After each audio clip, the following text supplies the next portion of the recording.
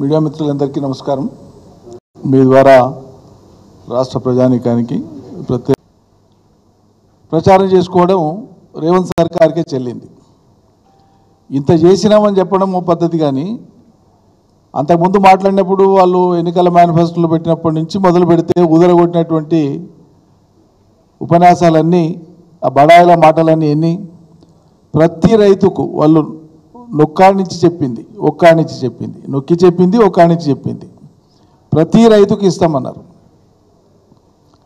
వాళ్ళు చెప్పినటువంటి లెక్క ప్రకారం ఉన్న రైతులకే ఎలా దిక్కులేదు.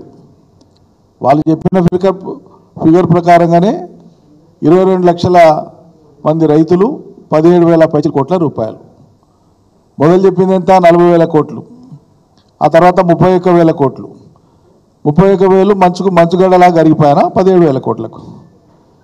మీరు చెప్పిన లెక్క, రైతుల లెక్క 44 లక్షలు అనేది 22 లక్షలకు ఎందుకు తగ్గిపోయింది? ఇవన్నీ 15 ఆగస్టు లోపల కంప్లీట్ చేస్తామని మీరు చెప్పినటువంటిది. అయితే తెలంగాణలో సామెత ఉంటుంది, ఊకి ఎక్కువ చెప్పి తక్కువ చేసినటువంటి దానికి అంటుంటారు, బడాయిల బుచ్చడానికి దొడ్లు 7 ఎడ్లు 3 అని. దొడ్డి అనేది 10ల సంఖ్యలో 100ల సంఖ్యలో ఉండేటువంటి పశువులకు నిలయం దొడ్డి. అటువంటిది 7 దొడ్లు, కానీ ఉండే ఎడ్లు మాత్రం 3. అంటే గొప్పలు చెప్పి పనికాడికి వచ్చేటప్పటికి గంతంత మాత్రమే ఉండేటువంటిది ఉదాహరించినప్పుడు ప్రజలు మాట్లాడుకునేటువంటి భాష అది. ఏ మస్తు చెప్తాడు బడాయిల బుచ్చగానికి దొడ్లు 7 ఎడ్లు 3 కథ గంతే అంటారు. అట్లా ఈ సర్కారు చెప్పినటువంటిది ఒకటి, ఇలా చేస్తున్నటువంటిది ఒకటి. ప్రజలు ప్రతిరోజు సోషల్ మీడియాలోనే చూస్తున్నారు. మీడియా మిత్రులకు కూడా తెలిసినప్పటికి కూడా మరొకసారి వాళ్ళు ఏం మాట్లాడింది ఇంకొకసారి మీ ముందు ప్రజానీకానికి తెలియజెప్పి, వాళ్ళు మాట్లాడిన మాటలే, మేమనే మాటలో, మేము చేసే ఆరోపణలో కాదు, వాళ్ళు ఏం మాట్లాడినరో అదే విషయాలను ఒక్కొక్కటి మీరు దయచేసి వింటే. డిసెంబర్ 9 నాడు నేను రాగానే మాఫీ చేస్తాను. ఇవాళ చంద్రశేఖర్ రావు ఏమనుకుంటున్నా, రుణమాఫీ చేసిన ఓట్లు నాకు పడతాయని. నేనేం చెప్తున్నా అంటే, రుణమాఫీ అయిన వాళ్ళందరూ ఎంబడే పోయి మళ్ళీ 2 లక్షల రుణం తెచ్చుకోరి, డిసెంబర్ 9 నాడు నేను అవి మాఫీ చేస్తాను. కాబట్టి రైతులందరికీ నేను విజ్ఞప్తి చేస్తున్నా, ఎంబడే పోయి బ్యాంకు పోయి లోన్లు తెచ్చుకోరి, వచ్చిన ఎంబడే నేను రుణమాఫీ చేస్తాను. అయిందా? డిసెంబర్ 9 చెప్పింది వారే, జనవరి 6వ తారీఖు నాడు చెప్పిన మాట. అయ్యేది కాదు, చాలా డబ్బు కావాలి. లేదు సార్, నాకు సాధ్యం అవుతుంది. నేను లెక్క చేసిన 32-33 వేల కోట్లు ఉంది. నేను బ్యాంకర్స్ తో ఆల్రెడీ నెగోషియేషన్స్ మొదలు పెట్టిన. ఈ గండం గడిచిపోవచ్చు. నాకు ఇప్పుడు నేను 50 నెలలకు ఇన్స్టాల్మెంట్ల కింద డివైడ్ చేసుకుంటా. నాకు 32,000 కోట్లు తీసుకుంటే 50 నెలలకు ఒక కారు కొనుక్కుంటే, మనం ఎట్లయితే ఒక ఇల్లు లోన్ తీసుకుంటే పెట్టుకుంటామో, ఓ 50 నెలలకు సో ఇది ఇన్స్టాల్మెంట్ చేస్తే నెలకు 600-700 కోట్లు వస్తుంది. ఎప్పటికల్లా అయిపోతుంది ఇది? ఒక 1 మంత్ లో. అంటే నేను ఈ అప్లికేషన్స్ అని ఎప్పటికల్లా అయిపోతుంది ఇది? ఒక 1 మంత్ లో. అంటే నేను ఈ అప్లికేషన్స్ అని ఈ వేదిక మీద నుంచి చెప్తున్నా, ఇదే శాసనం, ఇదే జీవో అని చెప్పి, నా మాటనే జీవో. ఆ తదుపరి జూలై 18 ఇది మొదటి విడత మాత్రమే. 1,00,000 వరకు మొదటి విడతలో 100% లక్ష లోపల ఉన్న రైతులకు 100% రుణ విముక్తి కలిగించినము. 0 నుంచి 1,00,000 రూపాయల వరకు ఉన్న ప్రతి రైతుకు ఈరోజు రుణ విముక్తి జరుగుతుంది. రెండవ విడత 0 నుంచి 1,50,000 వరకు ఉన్న లక్షలాది మంది రైతులకు రెండవ విడత 100% రుణమాఫీ చేస్తాము. మూడవ విడత 0 నుంచి 2 లక్షల వరకు ఉన్న రైతులకు 100% రుణ విముక్తి చేస్తాము. 3 విడతలలో 31,000 కోట్ల రూపాయలు ఆగస్టు నెల పూర్తి కాకముందే మీ ఖాతాలలో నగదు చేసి, ఎలాంటి నిబంధనలు లేకుండా కొంతమంది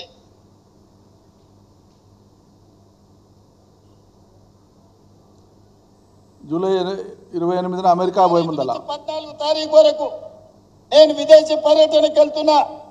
వచ్చిన ఎంబడే 2 లక్షల రూపాయల వరకు రైతులకున్న రుణాలను మొత్తాన్ని ఆగస్టు నెలలో పూర్తి చేసి, మీకు ఇచ్చిన మాట నిలబెట్టుకొని తెలంగాణ రైతాంగం యొక్క రుణం తీర్చి, మీ రుణము తీర్చుకునే బాధ్యత ఇచ్చినందుకు మీకు కృతజ్ఞత చెప్పుకునే అవకాశం ఆగస్టు నెలలో నేను తీసుకుంటాను తెలియజేస్తున్నా.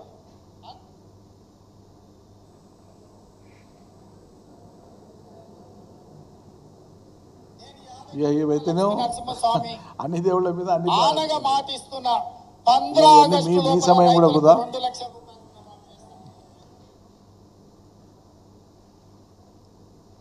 తీసుకున్న రుణాలను 2 లక్షల రూపాయల వరకు మాఫీ చేయాలని మా మంత్రివర్గంలో మేము నిర్ణయం తీసుకున్నాము. ఈ రుణాలు మాఫీ చేయడానికి దాదాపుగా 31,000 కోట్ల రూపాయలు అవసరం అవుతున్నది.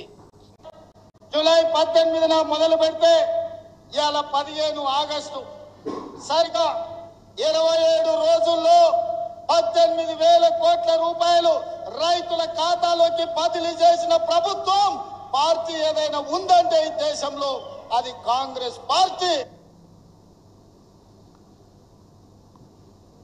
విషయము వాళ్ళు ఏం చెప్పినరో దాన్ని గుర్తు చేస్తున్నాను. అందరూ రైతులవి మొత్తం రుణాలు మాఫీ చేస్తామని చెప్పిన మాట నిజమా కాదా? అది వాళ్ళ నోటితోనే చెప్పినరా చెప్పలేదా? మరి వాళ్ళ రాష్ట్రంలో అందరి రైతుల రుణాలు మాఫీ అయినాయా? నిన్నటికి 15 ఆగస్టు అయిపోయింది. ఇది సాధికారికంగా ప్రకటించాలి ప్రభుత్వం. మీరు ప్రకటించిన లెక్క ప్రకారంగానే 17,869 కోట్లు, మీరు ప్రకటించిన లెక్క ప్రకారంగానే 17,869 కోట్లు. మరి 31,000 కోట్లు ఏమైనట్లు? అంటే మీరు అందరికీ ఇవ్వలేదని మీ ఫిగర్సే చెప్తున్నాయి కదా. మరి మీరు అందరికీ ఇవ్వనప్పుడు, రుణమాఫీ పూర్తి కానప్పుడు, రుణమాఫీ ఒక్కటే సంపూర్ణంగా కానప్పుడు, మిగిలిన హామీలు అసలే మొదలే పెట్టనప్పుడు, 6 గ్యారంటీలలో ఉండేటువంటి ఉచిత బస్సు తప్ప మిగతా హామీలు ఏవి ఇంకా మొదలే పెట్టనప్పుడు, 100 రోజుల్లో మేము వాటిని మొదలు పెడతాం, పూర్తి చేస్తామని ప్రకటించినటువంటి ఏ ఒక్క హామీ కూడా పూర్తి చేయకుండానే ఈ 6 గ్యారంటీలు 13 హామీలు మీరు చెప్పిన గడువు లోపల పూర్తి చేస్తే రాజీనామా చేస్తానని హరీష్ రావు మాట్లాడు. సంస్కారంతో పద్ధతితో ప్రభుత్వం మీద బాధ్యత పెట్టి మీ బాధ్యతను మీకు గుర్తు చేస్తూ నిర్వర్తించండి అని చెప్పినారు. గాల్లో చిట్కలేసి చేసే తీర్థం అది అయ్యిపోతుంది, ఇక చూసుకుంటూ ఉండు, నువ్వు రాజీనామా సిద్ధంగా ఇంతెంత పొడుగు అంతంత పొడుగు మాట్లాడి ఒక రుణమాఫీ చుట్టూ తిప్పి మిగతా హామీలన్నింటినీ కూడా గాలిలో కలిపి దాని మీద చర్చ లేకుండా చేయడానికి చేస్తున్నటువంటి ప్రయత్నం ఇవాళ రేవంత్ సర్కార్ది. అసలు సంగతి అంతే. చర్చనంతా దాని చుట్టూ తిప్పి మిగతా హామీలు అమలు కాకపోయినా వాటిని గురించిగా పట్టించుకునేటువంటి అవసరం లేని ఒక పరిస్థితి కల్పించవచ్చు అనేటువంటి ఒక భ్రమలలో ఉంది సర్కార్. అది సాధ్యం కాదు. అరే ఎన్ని అబద్ధాలా, ఇన్ని రకాలుగా పచ్చిగా మోసగించినట్లు రైతాంగాన్ని ఇంత మోసగించినట్లు మాట్లాడతారా? ఎంత వంచన, ఎంత మోసం ఇది.